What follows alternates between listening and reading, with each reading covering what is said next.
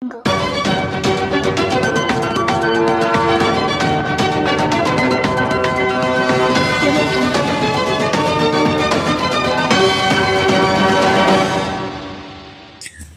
আলাইকুম।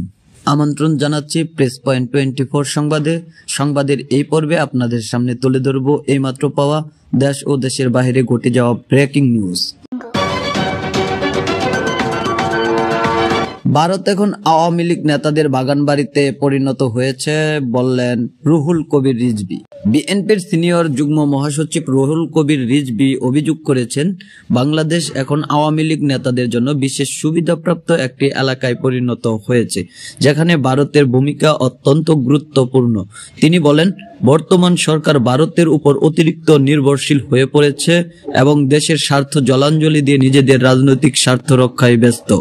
রিজভী আহমেদ আরো দাবি করেন, সম্পর্ক এতটাই গভীর যে দেশের স্বার্থের চেয়ে তারা ব্যক্তিগত সুবিধাকেই বেশি গুরুত্ব দিচ্ছেন। তার মতে, ভারতের সঙ্গে সম্পর্ক এখন আর কূটনৈতিক বা আন্তর্জাতিক স্বার্থের মধ্যে সীমাবদ্ধ নেই, বরং আওয়ামী লীগ নেতাদের একছত্র আধিপত্য বজায় রাখার একটি হাতিয়ার হয়ে উঠেছে। তিনি বলেন, বর্তমানে দেশের সার্বভৌমত্ব হুমকির মুখে। সরকার দেশের জনগণের চেয়ে বিদেশি শক্তির প্রতি বেশি অনুগত হয়ে পড়েছে। ফলে বাংলাদেশ এখন আওয়ামী লীগ নেতাদের বাগানবাড়ির মতো হয়ে গেছে, যেখানে জনগণের মতামত কিংবা স্বার্থের কোনো মূল্য নেই। তিনি আরো বলেন, সরকারের ভারত প্রীতি এবং একতরফা নীতি দেশের স্বাধীনতা ও গণতন্ত্রকে বিপন্ন করে তুলছে।